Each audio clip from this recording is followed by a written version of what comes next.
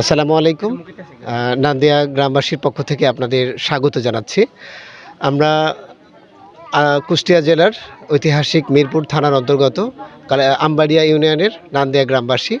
প্রতি বছরে নান্দিয়া গ্রামের সমস্ত ব্যক্তিবর্গরা মিলে একটা মিলন মেলার আয়োজন করে। সেই ধারাবাহিকতায় এই বছরে 16ই ডিসেম্বর একটি মিলন মেলা অনুষ্ঠান অনুষ্ঠিত হচ্ছে এই নান্দিয়ার ঐতিহাসিক বটতলায়।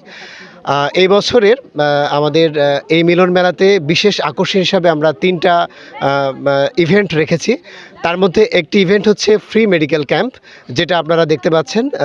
এখানে আমাদের সম্মানিত বিশেষজ্ঞ ডাক্তারগণ সকাল থেকে সম্পূর্ণ ফ্রিতে আমাদের গ্রামের সকল সদস্যদের যারা বিভিন্ন রোগে আক্রান্ত তাদেরকে চিকিৎসা সেবা প্রদান করছেন। পাশাপাশি আমরা আপনাদের দেখাবো ওই পাশে আমাদের ফ্রি ওষুধ সার্ভিস। আমরা এই রোগীদেরকে আমরা চেষ্টা করছি যে আমাদের সাধ্যমতো সবাইকে ওষুধ দেওয়ার। পাশাপাশি আর একটা ইভেন্ট আছে আমাদের দুপুরবেলা কিছুক্ষণ পরেই। আর একটা ইভেন্টের কথা বলি, সেটা সকাল থেকে শুরু হয়েছে খতমে কোরআন। আমাদের পাশে মসজিদ নান্দিয়া জামে মসজিদ, এই মসজিদে সকাল থেকে আমাদের প্রায় 15 জন হাফেজ তারা কোরআন পড়ছেন।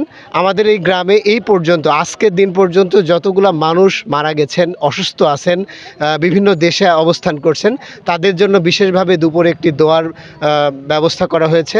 তাদের জন্য স্পেশালি দোয়া হবে। এবং আর একটা ইভেন্ট আমাদের ছিল ফজরের নামাজের পরে ছিল পিঠা উৎসব। আমাদের গ্রামে যারা বাসিন্দা আছেন তারা ফজরের নামাজ পড়ে আমাদের এখানে এসেছেন, এসে সবাই ফ্রিতে পিঠা খেয়েছেন। এবং এখন চলছে ফ্রি মেডিকেল ক্যাম্প। এখানে শিশু রোগ বিশেষজ্ঞ আছেন, চক্ষু রোগ বিশেষজ্ঞ আছেন আমাদের এই গ্রামেরই নাতি ছেলে, এবং আছেন আমাদের একজন গাইনি স্পেশালিস্ট, তিনি আমাদের মহিলা ডাক্তারদের সেবা দিচ্ছেন। এবং আমাদের দুপুরে একটা ইভেন্ট আছে, সেটা হচ্ছে প্রীতিভোজ। আমাদের এই গ্রামে যারা বাসিন্দারা আছেন প্রায় আমরা লিস্ট করেছি ছোট বড় দিয়ে প্রায় 700 জন মানুষ আছেন। আর এই 700 জন মানুষের সাথেই আমরা একসাথে বসে একই টেবিলে কাঁধে কাঁধ মিলিয়ে আমরা দুপুরে সবাই খাওয়া দাওয়া করব। এটাই হচ্ছে আজকের এই মিলন মেলার অংশ বিশেষ।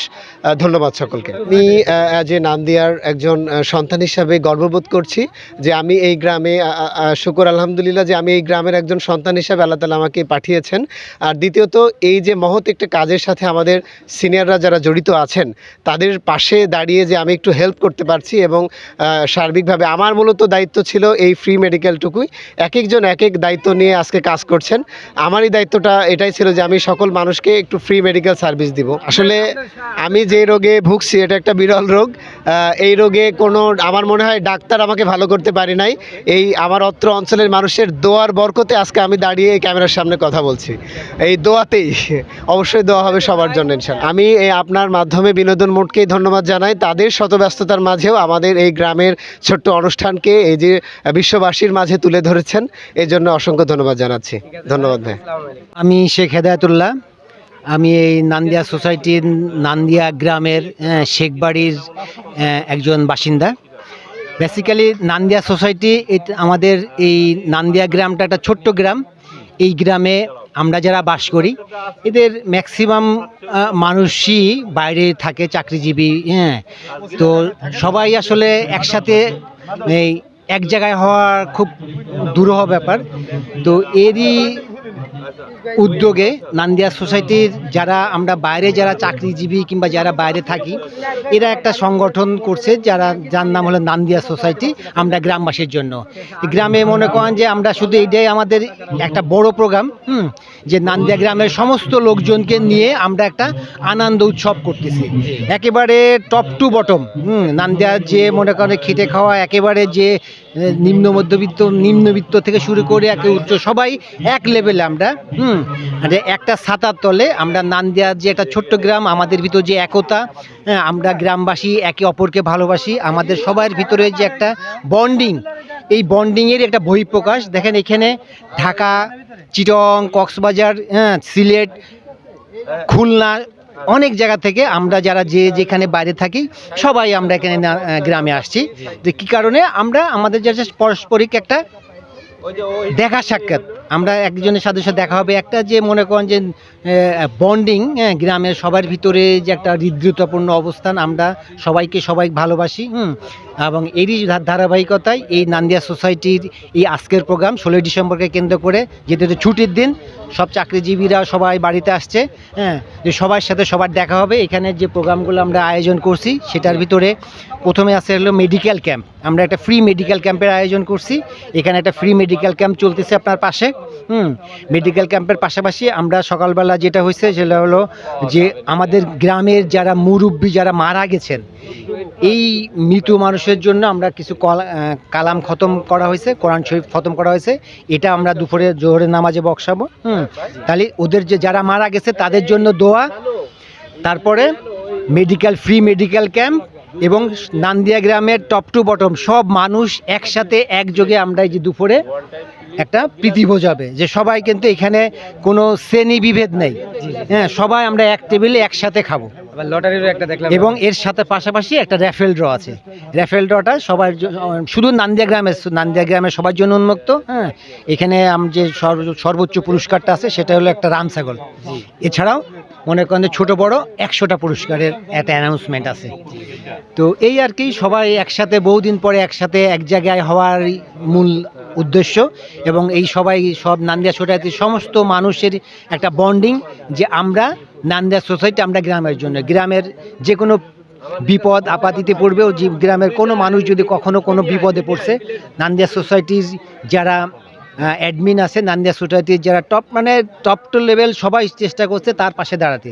মানে সবাই সবার পাশে দাঁড়ানোর যে মানসিকতা, এটাই নান্দিয়া সোসাইটির আসলে মূল থিম, যে আমরা সবাই একসাথে থাকবো, আমরা একে অপরের জন্য নিবেদিত প্রাণ। এটাই হলো আমাদের আসলে মূল স্লোগান। এবং তারই ধারাবাহিকতায় আজকের আমাদের প্রোগ্রাম। হ্যাঁ, তো আরেকটা বিষয় আমি জানতে চাচ্ছি যে এটা হচ্ছে তৎকালীন মুসলিম জমিদার বাড়ি। তৎকালীন মুসলিম, আমরা যেখানে দাঁড়িয়ে আছি এই জায়গাটা ঠিক সেই জায়গা?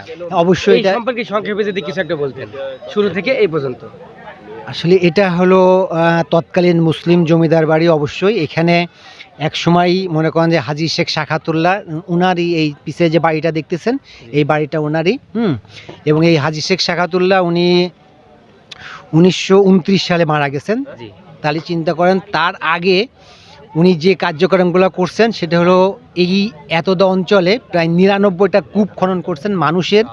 তখন কিন্তু চাপকল ছিল না, মানুষের পানি খাওয়ার জন্য, মানুষের সেবার জন্য। মানে এই সেবা, এই নান্দিয়া গ্রামের নান্দিয়া জমিদার বাড়ির মানুষের মানসিকতা, সেই ফ্রম বিগিনিং থেকেই মানুষের সেবা করার যে প্রবণতা, এটা কিন্তু সেই আমাদের পূর্বপুরুষ থেকে আমরা পেয়ে আসছি। যে মানুষ হিসাবে মানুষের পাশে দাঁড়াতে হবে, এই যে মানসিকতা, এটা কিন্তু আমাদের পূর্বপুরুষরাই আমাদের শিখিয়ে গেছেন। তো এখানে নাকি এখানে খাজনাও নেওয়া হয়েছে এখানে একসময়। হ্যাঁ, এটা জমিদার বাড়ি যেহেতু ছিল, সেহেতু এখানে এই যে কাচারি ঘর দেখতেছেন, কাচারি ঘরের একটা অংশ, ভিতরেও আর একটা কাচারি ঘর আছে, এখানে খাজনা নেওয়া হতো এক সময়। আবার এখানে হাতিশালা ছিল, এখানে ঘোড়াশালা, হাতিশালা সবই ছিল এক সময়। মনে করি এটা ছিল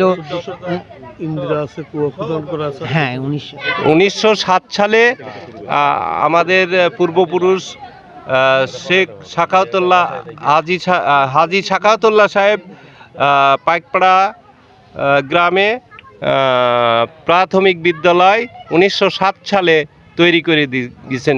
শিক্ষার উৎস ওখান থেকেই আরম্ভ। উনি এখান 101টা ইন্দ্রা দান করছেন সেই সময় ব্রিটিশ আমলে। হ্যাঁ, নান্দিয়া, পারকুলা, গোপীনাথপুর, কুশরা, শ্রীরামপুর সমস্ত খাজনা নান্দিয়া শেখ বাড়ির কাছারি দিয়ে যেত। ওনারা জমিদার ছিলেন, এখানে সমস্ত খাজনা দিয়ে যেতেন নান্দিয়া গ্রামে হাজী সাহেবের কাছে। ওনার বড় ভাই জান মোহাম্মদ শেখ, কি ওই যে কোরেশ মোহাম্মদ শেখ, ওনার কাছে সমস্ত গ্রামের লোকজন খাজনা দিয়ে যেতেন। ওনাদের জমিদারি ছিল, নিজেদের 1800 বিঘি সম্পত্তি ছিল সেই সময় তদানীন। আসসালামু আলাইকুম রহমতুল্লাহ। তো আজকের এই 16ই ডিসেম্বর উপলক্ষে আমাদের এই নান্দিয়া ছোট্ট একটা গ্রাম, আমরা একটা মৌজার অধিকারী। আমরা এই গ্রামের আপামর লোক সবাই একসাথে একত্রিত হয়েছে, একটা মিলন মেলা প্লাস বিজয় দিবসের খুশি, এজন্য আমরা একত্রিত হয়েছি ইনশাল্লাহ। সবাই যে যেখানে দূর দূরান্তে যে যেখানে চাকরি বাকরি করে সবাই আমরা এখানে আজকে নারীর টানে ইয়ের টানে আমরা এখানে উপস্থিত হয়েছি। তো এখানে মূলত আমার ভাই কিছুক্ষণ আগে তো বললই, এই জমিদার বাড়ির অনেক ইতিহাস, এত কথা আজকে বলার সময়ও নেই, সুযোগও নাই, কারণ সবাই কর্মব্যস্ততার ভিতরে আছে। এখানে প্রায় 1000 লোকের অ্যারেঞ্জমেন্ট, হ্যাঁ, এখানে দুয়ার মাহফিল আছে, তারপরে আপনার প্রীতি ভোজ, তারপরে আপনার আছে খেলা, মেডিকেল ফ্রি মেডিকেল ক্যাম্প, হ্যাঁ, বিভিন্ন রকম ইভেন্ট আছে, খেলাধুলা, র্যালি তো আমরা সম্পূর্ণ করেছি ইতিমধ্যেই। তো যাক, আমাদের এই গ্রামবাসীর পক্ষ থেকে আমরা এই চ্যানেলকে ধন্যবাদ জানাচ্ছি যে এখানে আসার জন্যে। হ্যাঁ, আমি শেখ এনায়েতুল্লাহ, আমার পিতা মরহুম শেখ হাসানুল্লাহ। তো এই নান্দিয়া শেখ বাড়িরই ছেলে আমরা, এই আর কি। সবাই ভালো থাকবেন ইনশাল্লাহ। আসসালামু আলাইকুম রহমতুল্লাহ। আসসালামু আলাইকুম। উপস্থিত যারা আছে সবই আমাদের গ্রামের সদস্য। এই গ্রামের একটা মহতী উৎসব। গ্রামের যারা আছে ওনারা ছাড়াও আমরা যারা নিয়মিত গ্রামে আসি না, তারা এই গ্রামের মিলন মেলায় সবাই দেশের সব জায়গা থেকে এসেছি এই গ্রামে অংশগ্রহণ করানোর জন্য। এবং এই গ্রামের মেয়ে, ছেলে, নাতি, অন্যান্য সদস্য যে যেখানে আছে সবাই উপস্থিতি হয়েছে এই আনন্দ মেলায়।